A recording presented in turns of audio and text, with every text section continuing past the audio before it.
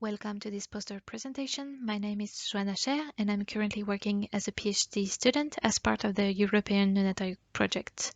I will now report on our multidisciplinary hazard mapping and risk evaluation framework that we are specifically developing for infrastructures on permafrost.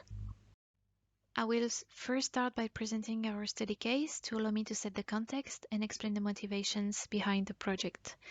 Ilulissat is a settlement located in the zone of continuous permafrost on the west coast of Greenland. With quite warm permafrost temperatures and the presence of fine-grained marine deposits that are saline and potentially ice-rich, permafrost terrains are considered to be particularly sensitive to warming and to anthropogenic disturbances in Ilulissat. In addition, Ilulissat is an attractive touristic destination that is currently experiencing an important development. On the right, the map shows the extensive community urban expansion plan, as well as the delineation of the new international airport that is currently under construction. However, due to the lack of regulatory framework, knowledge, technical and financial resources, infrastructures show many signs of damages and failures on permafrost.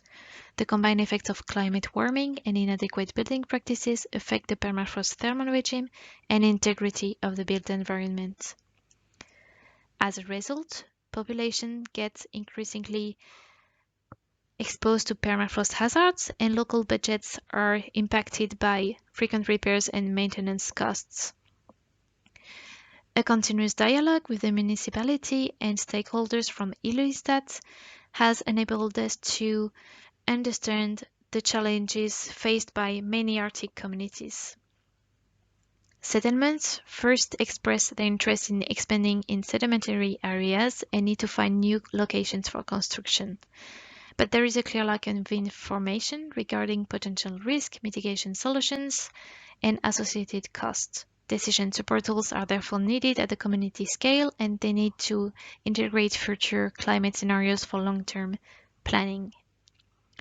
Finally, and as seen for Ilulissat, stakeholders rely heavily on infrastructures to sustain economic activities and demographic growth.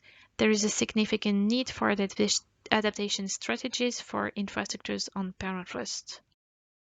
For the reasons stated before, and based on the methodology developed in the Canadian Arctic, we are currently developing the multidisciplinary hazard mapping framework to assess the suitability of terrains for constructions in Ilulissat. The method currently consists in combining field measurements and different thematic spatial layers to characterize the superficial geology and different permafrost conditions and units.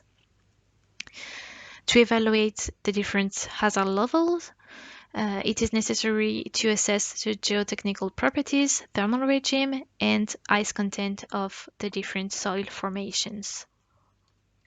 As a result, and by combining the different indices, a hazard zonation map is produced and the terrain constructibility can be highlighted as shown on the right. The previous methodology will be supplemented by permafrost forecasting products to integrate future climate scenarios in adaptation strategies, and by remote sensing classification products. In such a project where distributed information is needed and where in-situ measurements are not always available, remote sensing datasets represent a valuable source of information to support the thematic mapping shown before, as well as to provide further inputs to models. The final step of the project will consist in moving forward from hazard mapping to risk evaluation by assessing hazard consequences in collaboration with our partners in social sciences and by developing a risk acceptance criteria based on stakeholders' insights collected through the entire duration of the project.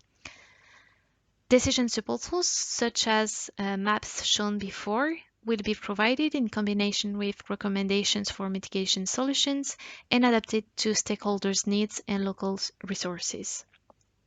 As highlighted by stakeholders, outreach and transfer of knowledge between relevant parties involved will be particularly important. Such community-scale risk-zonation products, resulting from collaborative science and multidisciplinary approaches, may have the potential to answer stakeholders' needs while taking into consideration community settings, local resources, and data availability. Thank you for your attention, and please feel free to ask questions in the live chat.